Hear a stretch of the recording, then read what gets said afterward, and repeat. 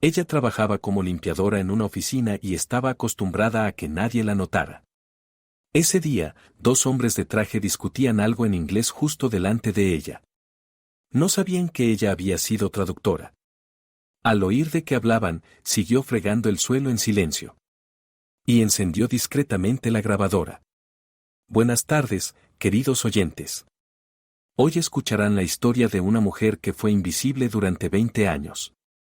De cómo una escoba y un cubo se convirtieron en su camuflaje y el conocimiento de idiomas en su arma.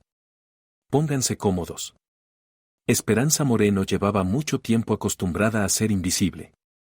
Incluso era conveniente, si lo pensabas. Nadie esperaba sonrisas de ella, nadie preguntaba cómo estaba, nadie la miraba a los ojos. Era parte del mobiliario, como una maceta con un ficus o el dispensador de agua en un rincón. Escoba, cubo, trapo.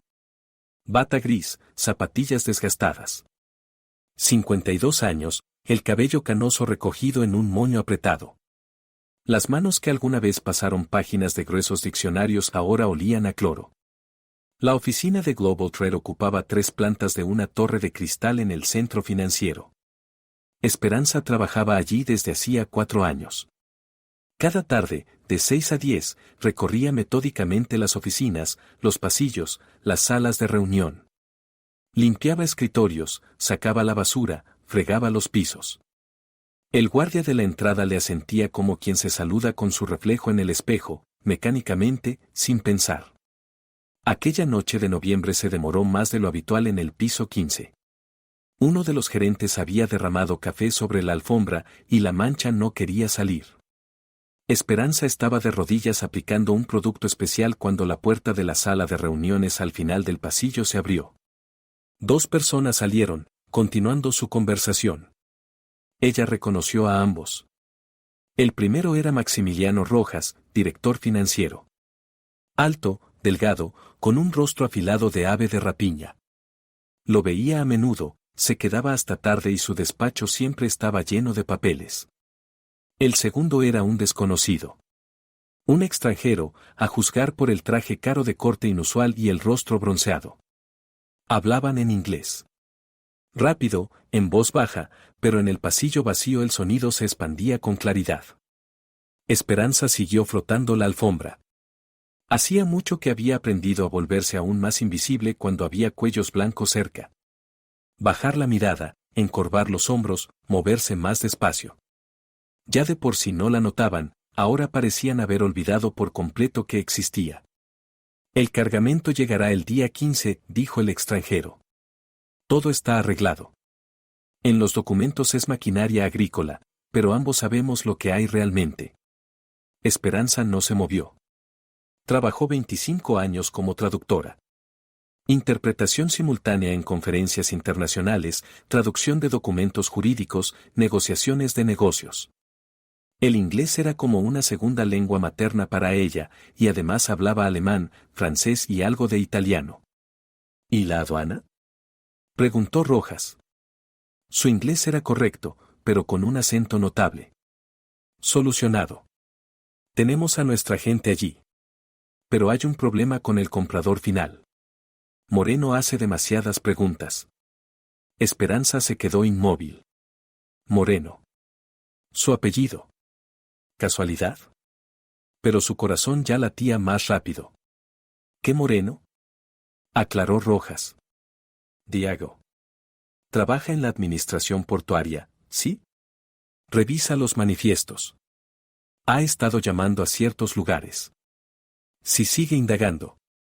Yo me encargaré de Diego, interrumpió Rojas. Es fácil de convencer. Su madre, por cierto, trabaja aquí. De limpiadora. Un espectáculo lamentable. ¿Es traductora? ¿Puedes creerlo? No tiene idea en lo que se ha metido su hijito. El extranjero soltó una carcajada.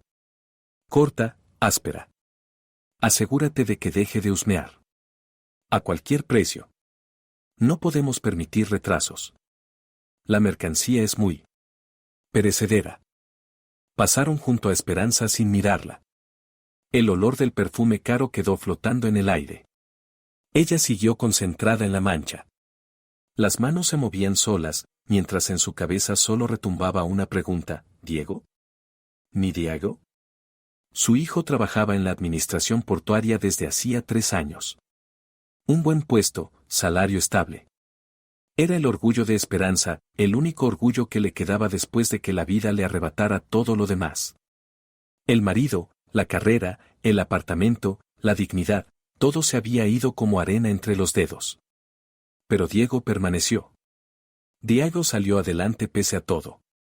Y ahora esos dos hablaban de él como si fuera un problema que debía ser eliminado. Esperanza, muy lenta, metió la mano en el bolsillo de la bata. Allí estaba su viejo móvil de teclas, su único vínculo con el mundo exterior. Y la grabadora. Pequeña, pero de buena calidad, un regalo de su hijo por su cumpleaños, cuando ella todavía trabajaba dando clases y necesitaba grabar lecciones. Desde entonces la llevaba siempre encima, desde que la supervisora de limpieza, la malhumorada Teresa, empezó a acusarla de robar material de oficina. Quería grabar sus amenazas, por si la despedían. El dedo presionó el botón de grabar. Rojas y el extranjero se detuvieron frente al ascensor, a solo unos metros de ella. En el pasillo vacío, con paredes de mármol, cada palabra resonaba nítida, como en un estudio de grabación. Ahora hablaban de números, cantidades, porcentajes, plazos. Esperanza escuchaba, memorizaba, registraba. La grabadora susurraba en su bolsillo. El ascensor llegó. Las puertas se cerraron. Las voces se apagaron. Esperanza permaneció de rodillas 5 minutos más, incapaz de levantarse. Luego se puso de pie, recogió el cubo y el trapo y se dirigió al cuarto de limpieza. En la pequeña sala impregnada de olor a detergente, se apoyó contra la pared y cerró los ojos. Le temblaban las manos. Mercancía. Perecedera. Ella conocía esos eufemismos. En los 90, cuando todavía era traductora, había tenido que traducir materiales para organismos de investigación. Fue entonces cuando aprendió cómo los criminales llaman a las personas. Carga. Mercancía. Perecedera. Su Diego estaba investigando algo muy peligroso. Y esa gente planeaba detenerlo. A cualquier precio. Esperanza sacó el teléfono y llamó a su hijo. Tonos largos. Contestador. Diego, llámame. Es urgente. Guardó el teléfono y miró la grabadora. Una pequeña caja negra que podía cambiarlo todo. O destruirlo. Esa noche Esperanza no durmió. Su diminuto estudio en las afueras parecía más estrecho que nunca. Se sentó a la mesa de la cocina, mirando la grabadora, pensando. Años atrás vivía otra vida. Un buen trabajo, un marido ingeniero, un piso de 2 habitaciones en un barrio decente. El pequeño Diego iba al mejor jardín infantil, veraneaban en la playa cada año. Y luego todo comenzó a desmoronarse, lento, por partes. Primero el marido. Ignacio empezó a beber, perdió su trabajo, consiguió una amante. El divorcio fue sucio y largo. Dividieron el piso, Esperanza y su hijo se mudaron a una habitación pequeña en las afueras. Ella seguía resistiendo, hacía traducciones, daba clases. Pero cada año había menos encargos. Luego vino la crisis, los recortes, su agencia de traducción cerró. Encontrar trabajo en su campo a los 50 era imposible. Todos querían gente joven, enérgica, con ojos brillantes. Probó de todo. Clases particulares, pero los padres preferían nativos o estudiantes baratas. Trabajo freelance, pero Internet era un misterio y la competencia enorme. Al final solo quedaron la escoba y el cubo. Para entonces Diego ya estudiaba en la universidad. Becado, por suerte. Él no sabía que su madre limpiaba pisos. Creía que trabajaba como administradora en una pequeña empresa.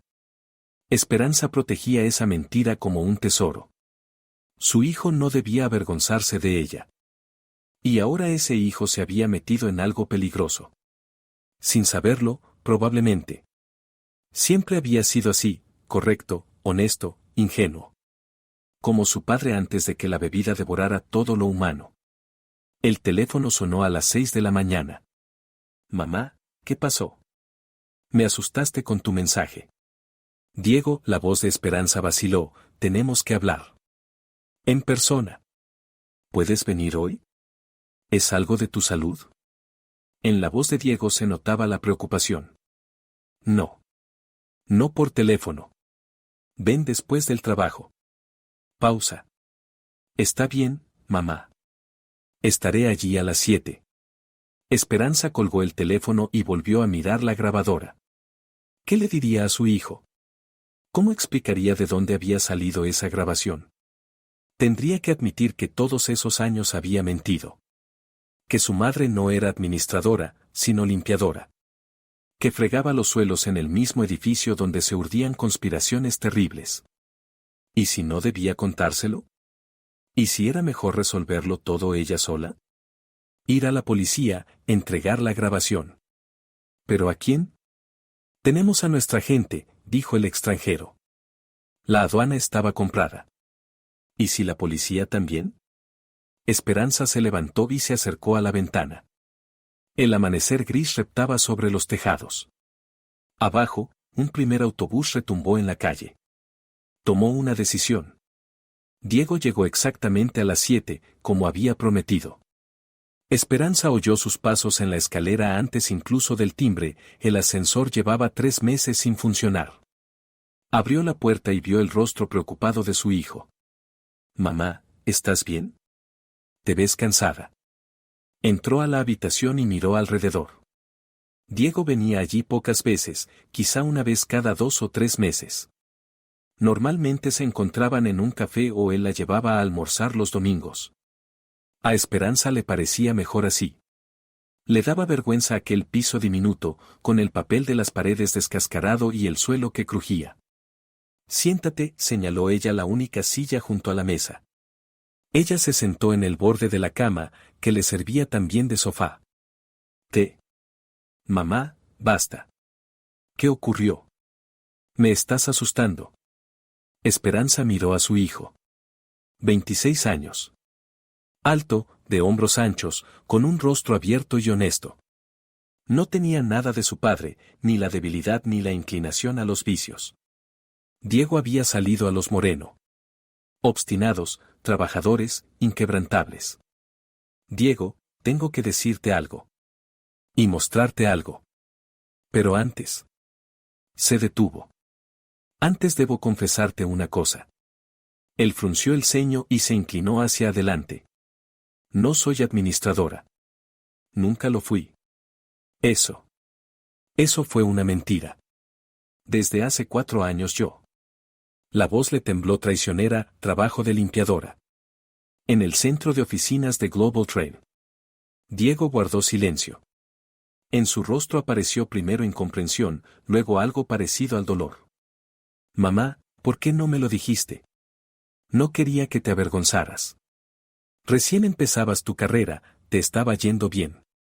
No quería ser una carga. Una piedra al cuello. Dios, mamá. Diego se levantó, caminó por la habitación, se frotó la cara con las manos. Yo te habría ayudado. ¿Con dinero? Con trabajo. Ya sabes. Lo sé. Por eso no te dije. Ya me mandas dinero cada mes. ¿Crees que no sé que no es un bono? Esperanza sonrió con amargura. Soy mayor, pero no tonta. Diego volvió a sentarse.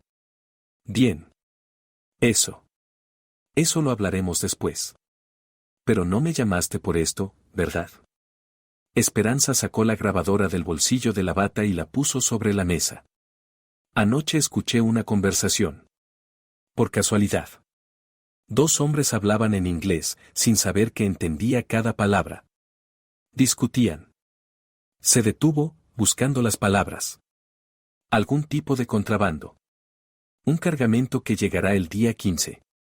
Y te mencionaron a ti. Diego se quedó inmóvil. ¿A mí? Tu apellido. Dijeron que un tal Diego Moreno de la administración portuaria hace demasiadas preguntas. Y que había que ocuparse de eso. Por cualquier medio. Puso la grabación. Un leve susurro, luego las voces. Inglés apagado, pero claro. Diego escuchó sin parpadear. Su rostro palidecía poco a poco. Cuando terminó, el silencio llenó la habitación. ¿Sabes quiénes son?, preguntó ella. Maximiliano Rojas. El otro es un extranjero. No lo había visto antes. Diego se reclinó en la silla. Rojas. Pronunció el nombre como si fuera veneno. Así que él también está metido. Diego, ¿qué está pasando? ¿En qué te has metido? Su hijo tardó en responder. Miraba la pared, como agotado. Hace 3 semanas vino a verme un hombre. Un anciano, más de 70 años. Dijo que su nieta había desaparecido. Se fue al extranjero a trabajar, eso le habían prometido, y desapareció. Medio año sin noticias. Fue a la policía, pero allí se encogieron de hombros. Dijeron que quizá no quería contactar. ¿Y decidiste ayudarlo? Empecé a investigar. Y encontré que había muchos casos parecidos. Chicas jóvenes, mujeres, a veces adolescentes. Se van a trabajar y desaparecen. Algunas reaparecen después rotas, atemorizadas, sin hablar. Otras no vuelven. Empecé a revisar declaraciones de carga, manifiestos, listas de pasajeros. Y encontré un patrón extraño. Esperanza escuchaba, sintiendo como algo helado se extendía en su pecho. Global Trade es una pantalla, siguió Diego. Oficialmente exportan maquinaria agrícola. Pero algunos contenedores. En los documentos hay piezas, componentes. Pero en realidad. No terminó. No pudo. Personas, susurró Esperanza. Mercancía perecedera. Diego asintió. Aún no tengo pruebas suficientes. Pero estoy cerca. Muy cerca. Y al parecer ellos se dieron cuenta. Esperanza se levantó, puso una mano en el hombro de su hijo. Diego, es peligroso. Lo oíste, están dispuestos a todo. ¿Y qué hago, mamá? ¿Cerrar los ojos? ¿Olvidarlo? La miró, y Esperanza vio en sus ojos lo que alguna vez había visto en los suyos propios, 20 años atrás. Dolor. Determinación. Rabia. Son personas. Personas vivas. Hijas, hermanas, madres. No puedo simplemente. Lo sé, lo interrumpió ella. No te pido que retrocedas. Solo que tengas cuidado. Tomó la grabadora. Esto es una prueba. No la única, pero importante. Si la añadimos a lo que ya encontraste. Diego miró a su madre como si la viera por primera vez. Mamá, ¿entiendes que ahora tú también estás en peligro? Si descubren que escuchaste. No me ven, se burló Esperanza. Para ellos soy un mueble más. Un vacío. Eso hasta resulta útil. Volvió a sentarse, enderezó la espalda. Diego, fui traductora 25 años. Trabajé con la policía, con la aduana, con los tribunales. Sé cómo funciona este sistema. Y sé dónde están sus puntos débiles. ¿Qué propones? No podemos ir a la policía local. Es demasiado arriesgado, no sabemos quién está comprado. Pero hay gente de confianza. Un antiguo colega trabaja ahora en una organización internacional de derechos humanos. Se dedican a casos como este, trata de personas, corrupción, delincuencia transnacional. ¿Y crees que ayudará? Creo que es nuestra única oportunidad. Diego reflexionó. Afuera ya había oscurecido del todo, sumiendo la habitación en penumbra. Esperanza no encendió la luz, así era más fácil hablar de cosas terribles. De acuerdo, dijo al fin. Contáctalo. Pero, mamá. Se detuvo. Prométeme algo. Si esto se vuelve demasiado peligroso, retrocederás. ¿Te irás? ¿Te esconderás? Esperanza negó con la cabeza. Estuve escondiéndome 20 años. De la vida, de la verdad, de mí misma. Ya basta. Se acercó a la ventana y miró las luces de la ciudad. Ellos creen que no soy nadie. Una invisible. Basura bajo sus zapatos. Pues bien. Su voz se volvió firme. Que sigan pensando eso. Por ahora.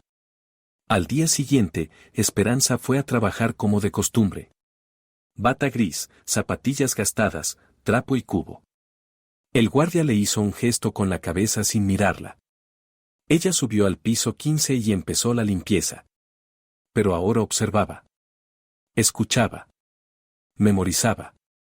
El despacho de Rojas estaba cerrado, pero a través de la pared de cristal veía su silueta frente al ordenador. Hablaba por teléfono, gesticulando nervioso. Esperanza limpiaba la puerta de al lado y lo observaba. Hacia las 8 de la tarde entró a verlo una visitante. Una mujer joven, bien vestida, con una carpeta en las manos. Hablaron unos 15 minutos. Luego la mujer salió y Esperanza alcanzó a ver su rostro. Hermoso, frío, con pómulos marcados. Y los ojos, claros, casi transparentes, como los de una muñeca. Esperanza grabó ese rostro en su memoria. Esa noche, al volver a casa, escribió una carta. Tardó en encontrar las palabras, recordando la vieja dirección de correo electrónico que no usaba hacía muchos años. Simón Castro, su antiguo colega del despacho de traducción. En su día habían trabajado juntos en casos complicadísimos, traduciendo declaraciones de testigos, interrogatorios, actas judiciales.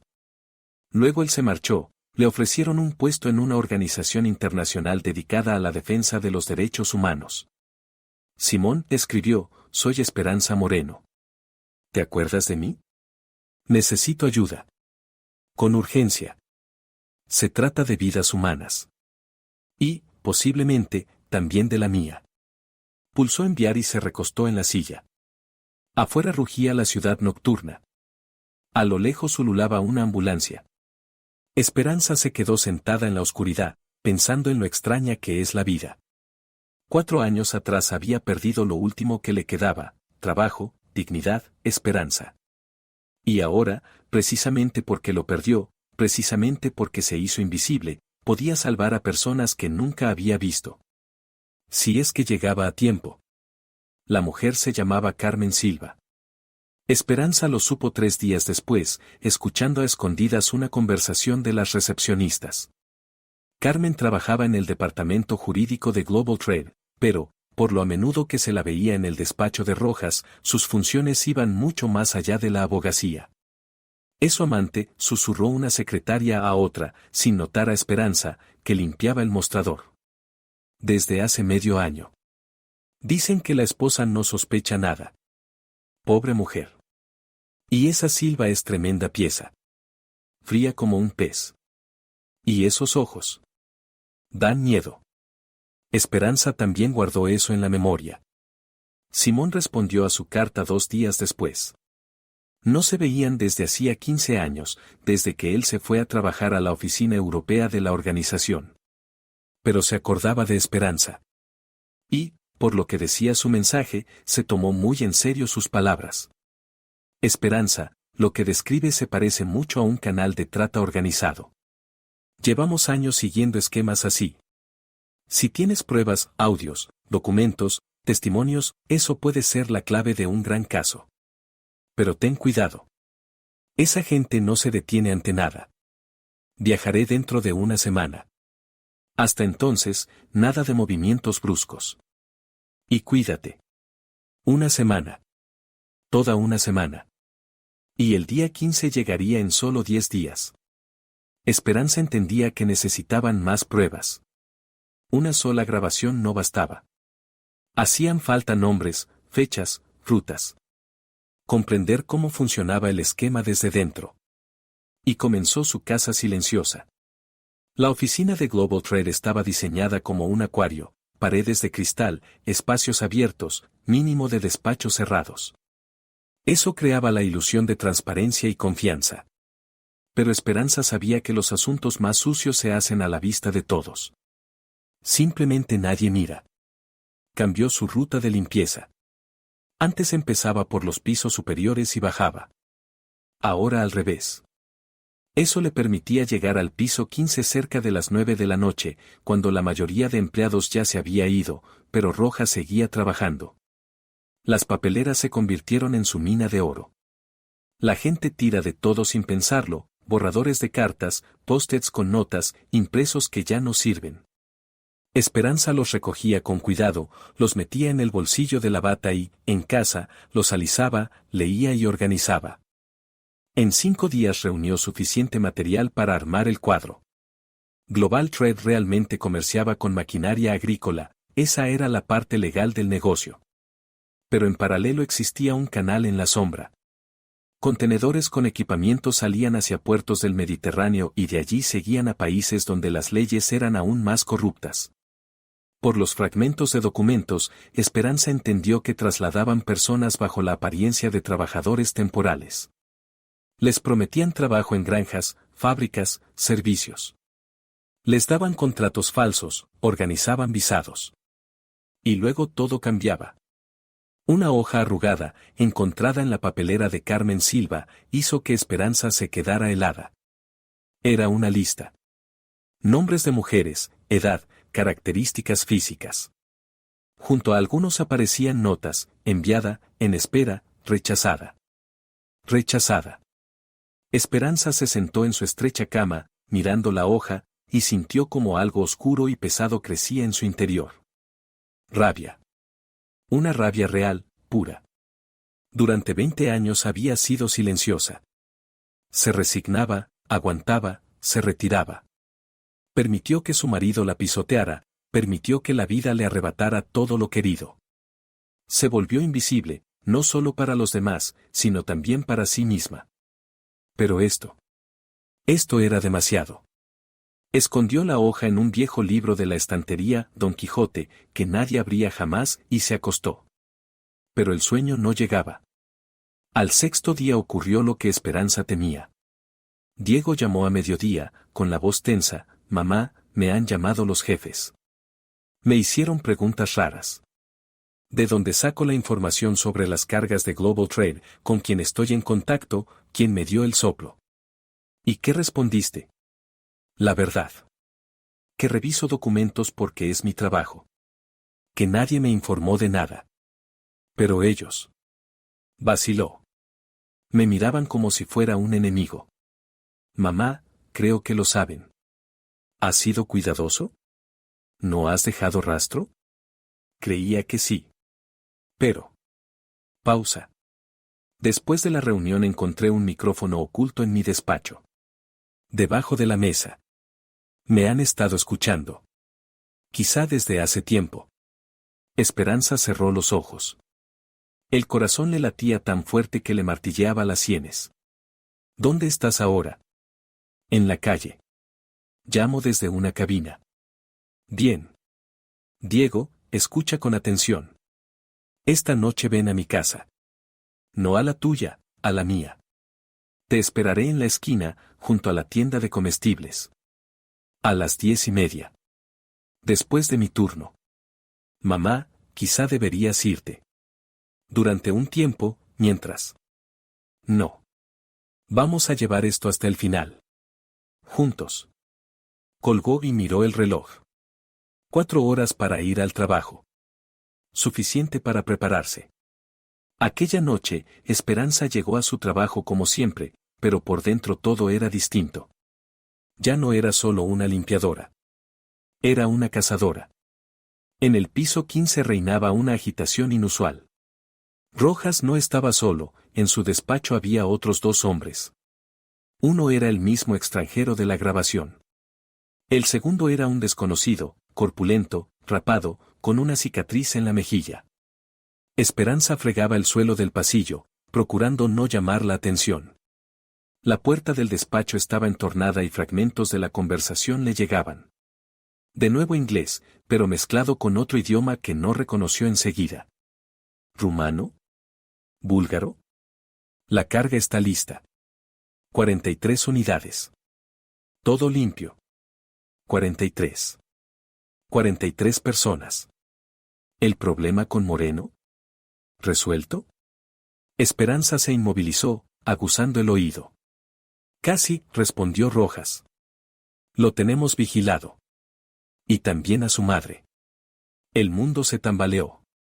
Esperanza se agarró a la fregona para no caer. ¿Lo saben? ¿Saben de ella? ¿A su madre? En la voz del extranjero se notó sorpresa. ¿A la limpiadora? ¿Qué tiene que ver ella?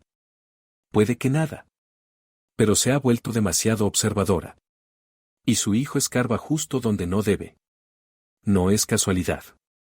El hombre rapado dijo algo en ese otro idioma. Rojas asintió. Sí. Si hace falta, a los dos. Esperanza se alejó de la puerta muy despacio. Las manos le temblaban tanto que la fregona golpeaba el cubo. Llegó al cuarto de limpieza, cerró la puerta y se apoyó en la pared. Pensaban matarlos. A ella y a Diego. Debería haberse asustado. Debería haber huido, esconderse, llamar a la policía. Pero en lugar de miedo sentía solo una claridad fría, cristalina. Ellos creen que no es nadie. Una vieja débil e indefensa. Basura bajo sus pies. Se equivocan. Esperanza sacó el teléfono y marcó un número. Simón, soy Esperanza. La situación ha cambiado. Necesito tu ayuda. Ya. Al otro lado de la línea hubo un silencio breve. ¿Qué ha pasado? Saben de mí. Y de mi hijo. Piensan. No fue capaz de pronunciar esa palabra. Piensan detenernos. Dios mío. Esperanza, sal de ahí. Ahora mismo. No puedo. La carga llega dentro de 4 días. 43 personas, Simón. No puedo abandonarlas. Un largo silencio. Que lo sigan pensando. Por ahora. Al día siguiente, Esperanza fue a trabajar como de costumbre. Bata gris, zapatillas gastadas, trapo y cubo. El guardia le hizo un gesto con la cabeza sin mirarla. Subió al piso 15 y empezó la limpieza. Pero ahora miraba. Escuchaba. Recordaba. El despacho de Rojas estaba cerrado, pero a través de la pared de cristal veía su silueta frente al ordenador. Hablaba por teléfono, gesticulando nervioso. Esperanza limpiaba la puerta de al lado y lo observaba.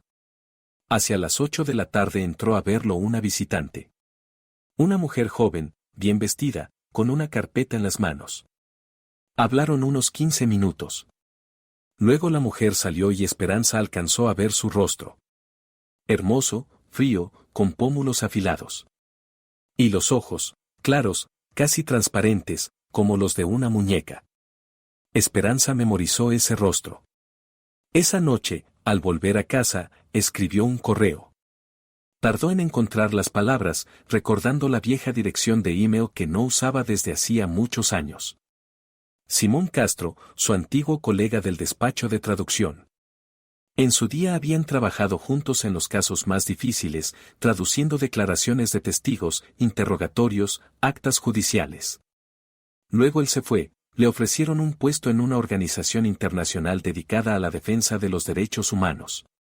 Simón escribió, soy Esperanza Moreno. ¿Te acuerdas de mí? Necesito ayuda. Con urgencia. Se trata de vidas humanas. Y, posiblemente, también de la mía. Pulsó enviar y se recostó en la silla. Afuera rugía la ciudad nocturna. A lo lejos se oía la sirena de una ambulancia.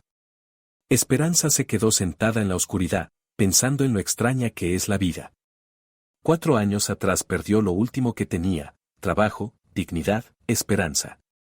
Y ahora, precisamente porque lo perdió, precisamente porque se volvió invisible, podía salvar a personas que nunca había visto. Siempre y cuando llegara a tiempo. La mujer se llamaba Carmen Silva. Esperanza lo supo 3 días después, escuchando a escondidas una conversación de la recepcionista. Carmen trabajaba en el departamento jurídico de Global Trade, pero, por lo a menudo que se la veía en el despacho de Rojas, sus funciones iban mucho más allá de lo jurídico. Es su amante, susurró una secretaria a otra, sin notar a Esperanza, que limpiaba el mostrador. Desde hace medio año. Dicen que la esposa no sospecha nada. Pobre mujer. Y esa Silva es una pieza de cuidado. Fría como un pez. Y esos ojos. Dan miedo. Esperanza también guardó eso en la memoria. Simón respondió a su correo 2 días después. No se veían desde hacía 15 años, desde que él se fue a trabajar a la oficina europea de la organización. Pero se acordaba de Esperanza. Y, a juzgar por su respuesta, se tomó muy en serio sus palabras. En la oficina. En el ordenador de Rojas. Esperanza negó con la cabeza. Imposible. Hay contraseñas, protección. Tengo a alguien. Un especialista en software. Digamos, en extraer información. Puede entrar en el sistema de forma remota, pero necesita acceso físico a la red. Aunque sea por unos minutos. ¿Quieres que lleve algo a la oficina? Una memoria USB. Pequeña, discreta. Hay que conectarla a cualquier ordenador que esté dentro de la red interna. Durante 5 minutos. El programa hará el resto. Esperanza se quedó pensativa.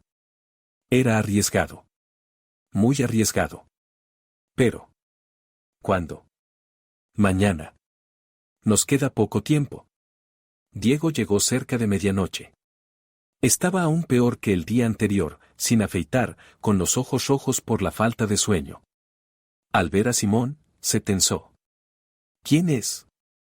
Un amigo, respondió Esperanza. Del que te hablé. Simón Castro. Nos va a ayudar. Diego examinó al visitante con desconfianza. La ayuda está bien. Pero ¿cómo sabemos que podemos confiar en él? Simón sostuvo su mirada con calma. No lo sabéis. Solo puedes creer. O no creer, y entonces dentro de 3 días 43 personas estarán en un infierno del que no se sale. Y tú y tu madre, lo más probable, estaréis muertos. Diego apretó los dientes. Convincente. No intento convencerte. Solo expongo los hechos. Esperanza se colocó entre ellos. Basta. Diego, siéntate. Tenemos que hablar del plan. Pasaron la hora siguiente inclinados sobre un plano de la ciudad y un esquema del edificio de oficinas que Esperanza dibujó de memoria. Simón explicaba lo que había que hacer. Diego hacía preguntas duras, concretas. Poco a poco, la desconfianza en sus ojos fue cambiando por otra cosa. Tal vez Esperanza. Hay algo más, dijo Diego cuando terminaron con el plan. He averiguado quién está detrás de Global Trade. El verdadero dueño, no el nominal. Simón alzó una ceja. ¿Y quién es? Un hombre llamado Bernardo Negrete. Oficialmente, empresario, mecenas, filántropo. Dona a orfanatos, construye iglesias, patrocina equipos deportivos. Todo el mundo lo adora. Pero hace 20 años no era nadie. Un matón de barrio, un extorsionador. Y de pronto se hizo rico. Muy rápido y mucho. Nadie sabe de dónde salió el dinero. Simón asintió. Negrete. Ese nombre nos suena. Sospechábamos de su vínculo con la red, pero no podíamos demostrarlo. Ahora podrán, dijo Diego. Si todo sale bien. Al día siguiente, Esperanza fue a trabajar como siempre. Bata gris, zapatillas gastadas, fregona y cubo. En el bolsillo, una pequeña memoria USB que parecía un llavero cualquiera. El corazón le latía tan fuerte que le parecía que todos a su alrededor podían oírlo. Pero el guardia le hizo un gesto de cabeza, como siempre, sin mirarla. Las secretarias charlaban de sus cosas. Los gerentes corrían por los pasillos con la mirada clavada en sus teléfonos. Invisible. Seguía siendo invisible. En el piso 15 reinaba el silencio. Rojas había salido a una reunión, Esperanza lo había oído decirlo por teléfono por la mañana. Su despacho estaba cerrado, pero al lado había una sala de reuniones con un ordenador para presentaciones. Esperanza entró con el trapo y el cubo. Limpió la mesa, el alféizar, la pantalla del monitor. Luego, asegurándose de que el pasillo estaba vacío, insertó rápidamente la memoria en el puerto USB. 5 minutos. Tenía que aguantar 5 minutos. Siguió con la limpieza, mirando de reojo el reloj. 2 minutos. 3. 4. La puerta se abrió a su espalda. ¿Qué hace aquí? Esperanza se volvió. En el umbral estaba Carmen Silva. Sus ojos claros la miraban con frialdad, escrutadores. Estoy limpiando, Esperanza le mostró el trapo. Como siempre. ¿En la sala de reuniones? ¿A esta hora? Hoy me cambiaron la ruta. La jefa me lo pidió. Carmen no se movió. Su mirada recorrió la sala y se detuvo en el ordenador. Esperanza sintió como un sudor frío le corría por la espalda. «Usted es Moreno, ¿verdad?», preguntó Carmen. «La madre de ese chico del puerto». «Eso significa». «Significa que para la mañana todo el barrio nos estará buscando», terminó Diego. «Vecinos, taxistas, tenderos. $50,000 son mucho dinero para la gente corriente». Simón ya estaba recogiendo sus cosas, rápido, metódico, sin perder un segundo. «Nos vamos. Ahora mismo. Tengo un lugar seguro en las afueras. Un piso que la organización alquila para estos casos». ¿Y las pruebas? Esperanza recordó la lista escondida en el libro. ¿Los documentos, las grabaciones? Nos lo llevamos todo. No dejamos nada. Los 10 minutos siguientes fueron una carrera caótica por el diminuto piso, recogiendo lo poco que importaba de verdad. Esperanza sacó la lista de Don Quijote, metió en el bolso la grabadora, el teléfono, el viejo álbum de fotos, el único recuerdo de su vida anterior. Diego ayudaba a Simón a empaquetar el equipo. Salieron por la puerta trasera, una salida estrecha que daba a un patio con contenedores de basura. La noche de noviembre era fría y sin luna. Perfecta para huir. «El coche está a la vuelta de la esquina», susurró Simón. Rápido, sin mirar atrás. Habían recorrido 2 manzanas cuando Diego agarró de pronto la mano de su madre. «Espera». Más adelante, en el cruce, había una furgoneta oscura. El motor estaba en marcha, pero los faros apagados. Tras los cristales tintados se adivinaban siluetas. «Atrás», ordenó Simón. «Despacio. Sin correr». Torcieron por un callejón, luego por otro, y otro más. Esperanza hacía rato que había perdido el sentido de la orientación. Todos aquellos patios y pasadizos se mezclaban en un solo laberinto interminable. Pero Simón avanzaba con seguridad, como si conociera cada piedra. Por fin se detuvieron ante un edificio descascarado de 5 plantas en el extremo de la zona industrial. Simón marcó un código en el portero automático y la puerta se abrió. El piso del tercer piso era pequeño pero limpio. Ventanas cubiertas, muebles mínimos, olor a polvo y abandono. «Aquí estamos seguros», dijo Simón, cerrando con 3 vueltas de llave. «Al menos durante las próximas 24 horas». No durmieron en toda la noche. Simón trabajaba en el portátil, analizando los datos de la memoria. Diego se sentaba junto a la ventana, mirando la calle vacía. Esperanza hacía café, taza tras taza, solo para tener las manos ocupadas. Al amanecer, Simón se irguió de repente. «Lo encontré». Diego y Esperanza se acercaron. «¿Qué?» «La conexión». Simón señaló la pantalla. Buscaba quién estaba por encima de Negrete. ¿Quién es el verdadero dueño de la red? Y lo encontré. Mirad. Pagos. Cada mes, la misma cantidad a la misma cuenta. La cuenta está a nombre de una empresa fantasma, pero seguí la cadena. ¿Y quién es?, preguntó Diego. Simón guardó silencio unos segundos. Cuando habló, su voz sonaba extrañamente apagada. «Un juez. El presidente del Tribunal Regional. Pablo García». Silencio. Esperanza conocía ese nombre. Todos lo conocían. García era casi una leyenda, un luchador incorruptible contra la corrupción, terror de los delincuentes, el rostro de la justicia. Sus retratos colgaban en cada comisaría. Eso es imposible», susurró ella. Es posible. Simón giró la pantalla hacia ellos. Aquí está la correspondencia. Cifrada, pero nuestro programa la descifró. García coordina toda la operación. Decide qué casos archivar, qué testigos eliminar, qué cargamentos dejar pasar. Negrete es su marioneta. Rojas, su ejecutor. Y García, el titiritero.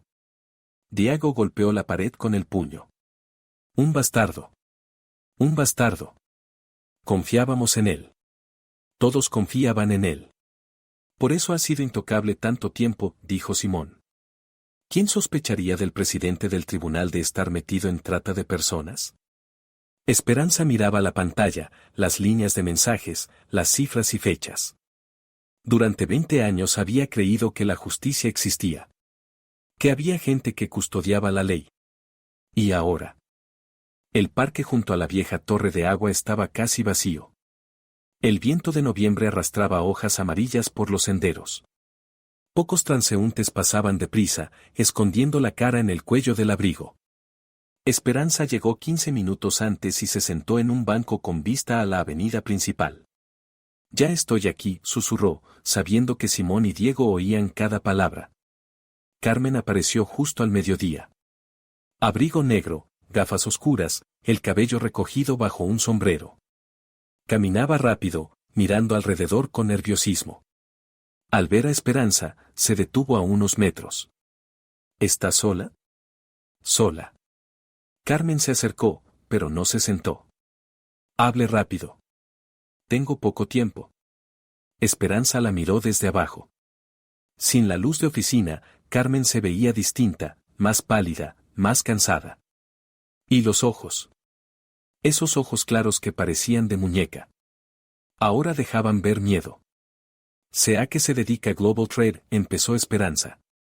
Sé lo de los cargamentos. Lo de las personas que transportan como ganado. Lo de las listas de nombres, enviada, rechazada. Encontré una de esas listas. En su papelera. Carmen se estremeció, pero no dijo nada. Sé lo de Rojas, siguió Esperanza. Lo de Negrete. Y lo de quien está por encima de ellos. El juez García. Al oír ese nombre, Carmen palideció aún más. ¿Cómo? Da igual. Lo importante es otra cosa. Mañana llega un cargamento. 43 personas. Si no hacemos nada, desaparecerán. Para siempre. Carmen guardó silencio. Las manos enguantadas se abrían y se cerraban. ¿Por qué me cuenta esto? Preguntó por fin. ¿Qué quiere? Quiero que nos ayude a detenerlos. Carmen soltó una risita breve, nerviosa. ¿Detenerlos? No tiene ni idea de con quién se ha metido. García no es solo un juez. Tiene contactos en todas partes. En la policía, en la fiscalía, en el gobierno. Es intocable. Nadie es intocable. No para siempre. Palabras bonitas. Y luego a usted la encuentran en una zanja.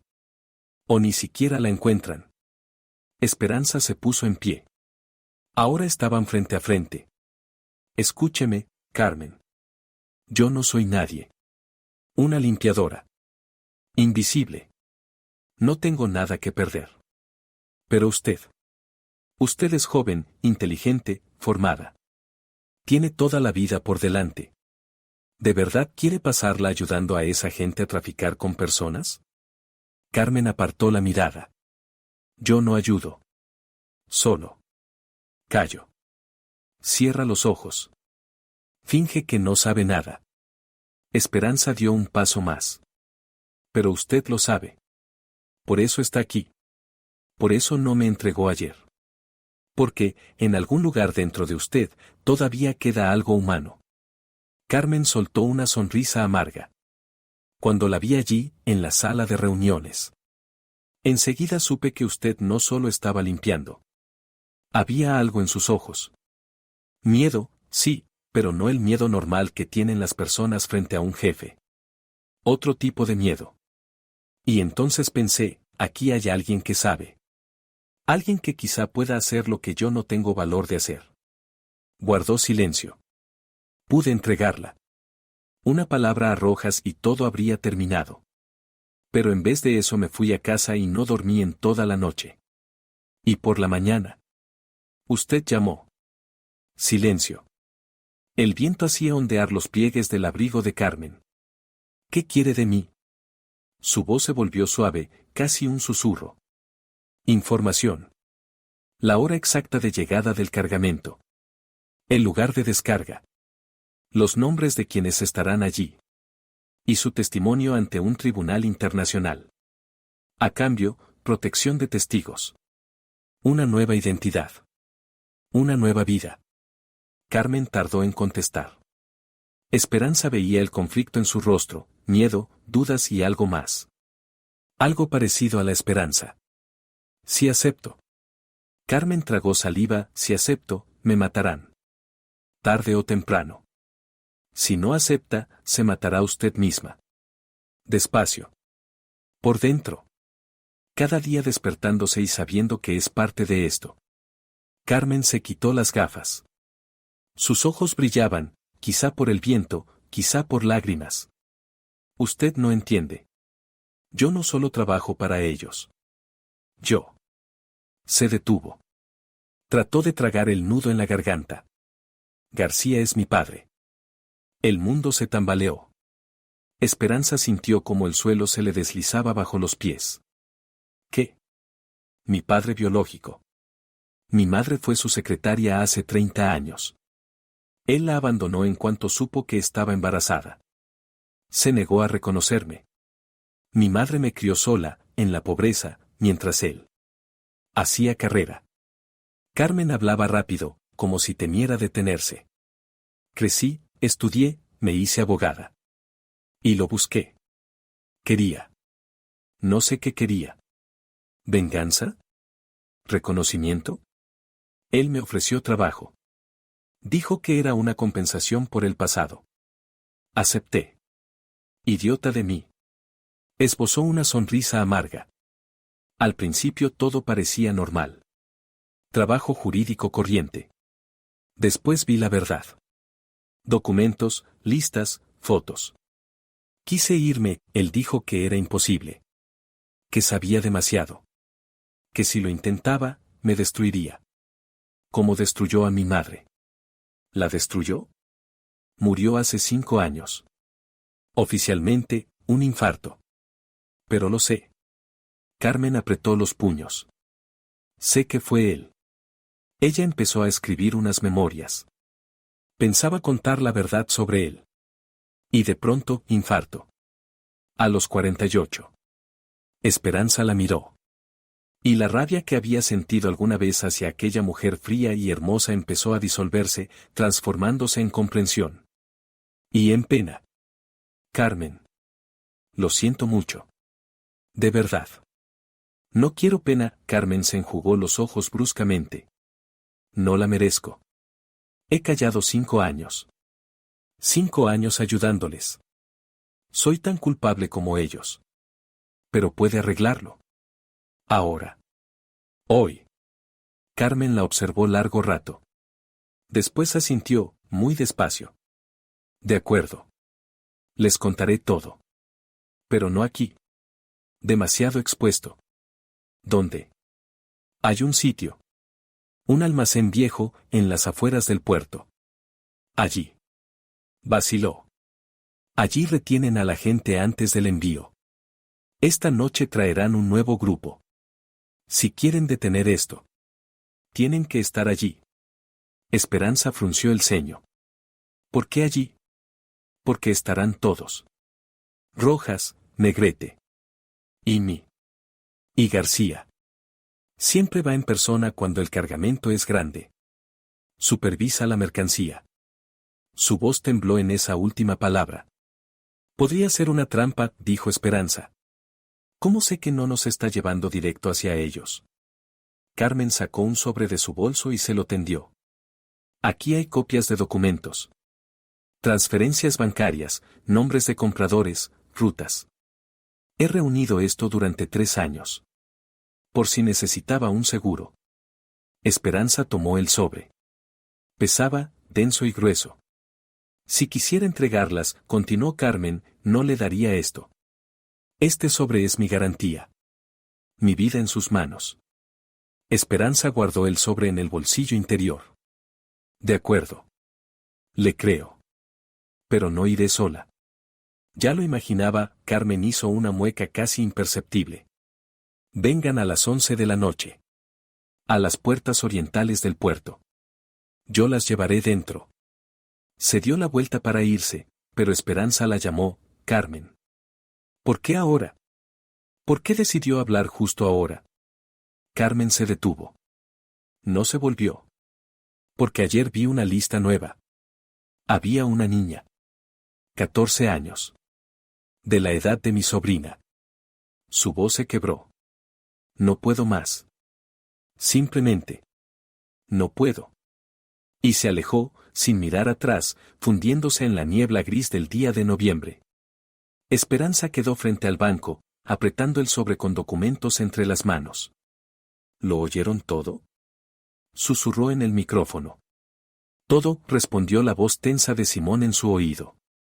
Vuelve. Tenemos que prepararnos. Llegaron a las puertas orientales del puerto a las 11 menos cuarto. Simón estacionó el coche en la sombra de un viejo hangar y apagó el motor. Una vez más. ¿El plan? Carmen nos mete dentro, dijo Esperanza. Grabamos todo. En cuanto tengamos suficientes pruebas, avisamos a Interpol. Estarán en el lugar 20 minutos después del aviso, añadió Simón. Hablé con ellos esta tarde. Les mostré los documentos del sobre. Están listos. Diego revisó su teléfono, cámara, grabadora, llamada de emergencia en marcado rápido. ¿Y si es una trampa? Entonces improvisamos, Esperanza abrió la puerta del coche. Vamos. García se echó a reír, no muy fuerte, casi bonachón. ¿Lo sabrá? ¿Por quién? ¿Por ustedes?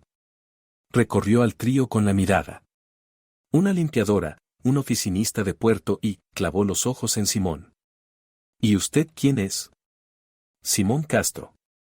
Organización Internacional de Derechos Humanos. Oh. Gente importante. García sintió en dirección a Negrete. Quítales los teléfonos. Las cámaras. Todo. Los guardias los registraron, con brusquedad, a toda prisa. Los teléfonos, la cámara de Simón, el sobre con los documentos, todo terminó en el suelo. Les vaciaron los bolsillos, revisaron los bolsos, pero no llegaron a las costuras ni al forro, tenían prisa, convencidos de que ya habían encontrado lo principal. El diminuto transmisor, cosido en el cuello de la chaqueta de Simón y parecido a un botón cualquiera, pasó desapercibido. ¿Ven? García levantó el sobre y miró dentro. Mi hija ha estado ocupada. 3 años reuniendo material. ¿Y ahora qué? Se acercó a un bidón metálico en una esquina y arrojó el sobre dentro. Encendió un mechero. No. Gritó Carmen, pero el guardia la sujetó. La llama estalló, devorando el papel. Y ya está, García se sacudió las manos. Sin pruebas. Sin testigos. Se volvió hacia Negrete. ¿Cuándo llega el barco? Dentro de 2 horas. Perfecto. Tendremos 4 pasajeros adicionales. Miró a Esperanza. La limpiadora. Es traductora, si no me equivoco. ¿Sabe idiomas? Esperanza guardó silencio. Calla. Es prudente. Pero da igual. Habrá compradores para todos. Diego se revolvió, pero el guardia le dio un puñetazo en el estómago. Él se dobló, buscando aire. Diego. Esperanza se lanzó hacia su hijo, pero la apartaron a la fuerza. Conmovedor, observó García con una leve sonrisa. Amor de madre. Una cualidad rara hoy en día. Esperanza lo miró a los ojos. En ese hombre no había nada humano. Solo frío. Vacío. Un abismo. No va a ganar, dijo ella.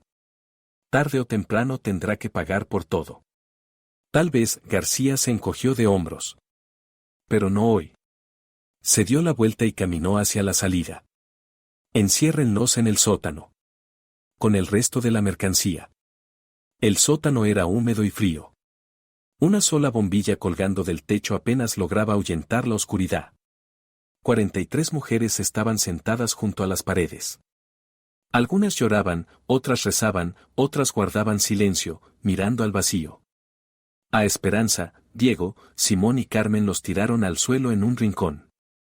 Las manos atadas, la boca tapada con cinta adhesiva. Esperanza miraba a aquellas mujeres y sentía algo romperse por dentro. Había venido a salvarlas. Y en lugar de eso se había convertido en una de ellas. A su lado, Diego intentaba soltarse de las bridas, pero el plástico solo se clavaba más en las muñecas. Simón yacía inmóvil, con los ojos cerrados. Esperanza no sabía si seguía vivo, el golpe con la culata en la cabeza podía. No iba a pensar en eso. Carmen estaba sentada, apoyada contra la pared. Las lágrimas le corrían por la cara, pero no emitía ni un sonido. El tiempo pasaba. Esperanza no sabía cuánto, 1 hora, 2. En el sótano no había ventanas ni relojes. Solo humedad, frío y desesperación. Y de pronto, un sonido. Al principio lejano, luego más fuerte. Un helicóptero. No, varios helicópteros. Después gritos arriba. Disparos. Carrera de pasos. La puerta del sótano se abrió de golpe y entraron hombres con uniforme negro, fusiles y la palabra Interpol en la espalda. Todos quietos. Policía. Esperanza cerró los ojos y, por primera vez en muchos días, se echó a llorar. Más tarde, mucho más tarde, supo lo ocurrido. Simón había logrado enviar la señal. No desde el teléfono, sino desde el diminuto transmisor camuflado como botón en el cuello de su chaqueta. Los guardias no se fijaron en él durante el registro. El equipo de Interpol llevaba toda la tarde en el puerto, preparado para el operativo. Cuando llegó la señal, actuaron al instante. García fue detenido cuando intentaba huir. Quiso escapar en una lancha, pero lo interceptaron en el mar. Negrete se rindió sin resistirse, era listo y entendió que el juego había acabado. Rojas intentó pegarse un tiro, pero falló. Ahora daba declaración a cambio de una reducción de condena. Las 43 mujeres fueron liberadas. A muchas lograron devolverlas a sus casas.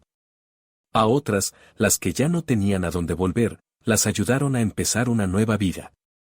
Entre ellas estaba la nieta del anciano que había acudido a Diego poco más de un mes antes.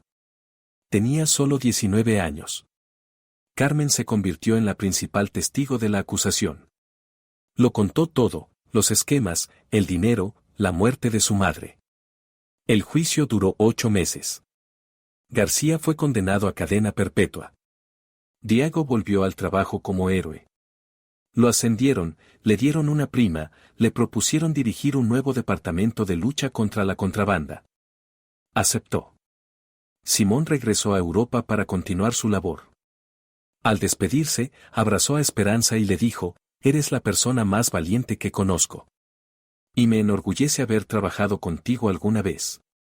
Pasó un año. Esperanza estaba de pie junto a la ventana de su piso nuevo, pequeño pero luminoso, con vistas a un parque, y contemplaba la ciudad primaveral. Ya no era limpiadora. Después de que la historia se hiciera pública, le ofrecieron un puesto en la misma organización de derechos humanos donde trabajaba Simón. Traductora. Asesora en casos de trata de personas. Su experiencia, tanto con idiomas como la que había vivido en el sótano del almacén, resultó invaluable. Ya no era invisible. La puerta se abrió y entró Diego con un ramo de flores.